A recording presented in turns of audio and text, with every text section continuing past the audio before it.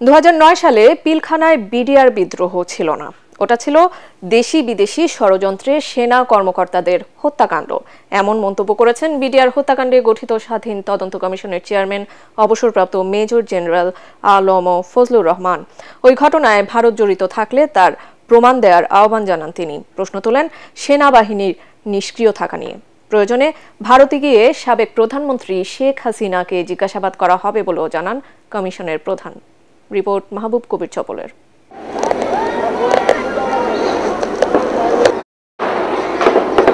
2009 সালে পিলখানায় বিডিআর হত্যাকাণ্ডের নানা প্রশ্নের উত্তর এখনও মেলেনি।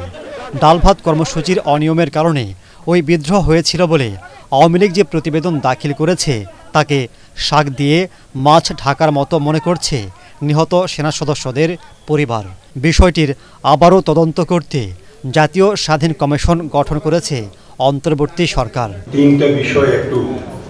নিহত সেনা পরিবারের সাথে রাজধানীর রাওয়া ক্লাবে মত বিনিময়ে বসেন কমিশনের সদস্যরা। এতে নানা ক্ষোভ আর হতাশার কথা জানান ভুক্তভোগীরা। এখন পর্যন্ত এটা একটা আমার কাছে রহস্য থেকে গেছে যে আমার হাজবেন্ডের ডেড বডিটা কেন দেওয়া হয়নি, বা আমাকে 654 নম্বর যে কবরটা দেওয়া হয়েছে আমার হাজবেন্ডের ডেড বডি বলে, সেখানে আছে 5 ফিট 5 ইঞ্চি হাইটের 47 বছরের একজনের ডেড বডি। অমুক রাজনীতিবিদ, আমি তার বিপরীত রাজনীতি করি, আমি তার বিরোধী দল দেখে আমি সেই রাজনীতিবিদকেই ধরবো, কারণ আমার মনের ক্ষেত থেকে আমি কাজ করছি, এবং অমুক গরিব তাই তাকে আমি ছেড়ে দেই।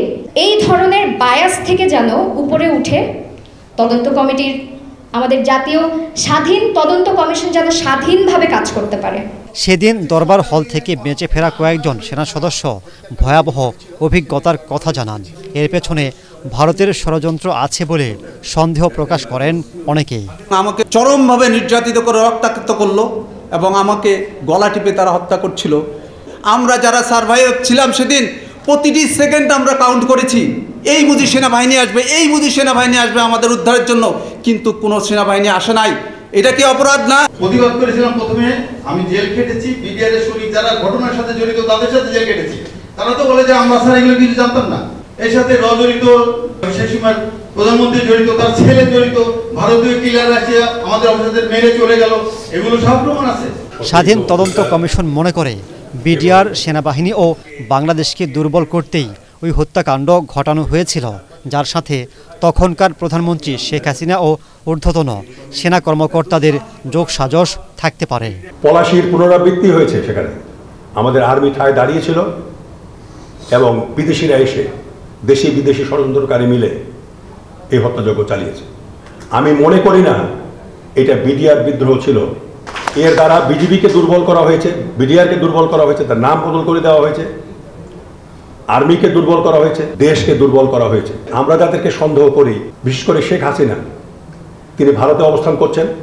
আমরা চেষ্টা করব ফরেন মিনিস্ট্রির মাধ্যমে কিংবা ডাইরেক্টলি, হয় তাকে এক্সট্রাডাইট করার জন্য আমরা বলবো, কিংবা আমাদের টিম সেখানে গিয়ে তার ইন্টারভিউ নেবে। নির্ধারিত 3 মাসের মধ্যে তদন্ত প্রতিবেদন জমা দেয়া হবে বলে জানান কমিশনের প্রধান। আমি চাইব 3 মাসের মধ্যেই যেন এই তদন্ত শেষ হয়ে যায়। মাহবুব কবির চপল, ATN বাংলা, ঢাকা।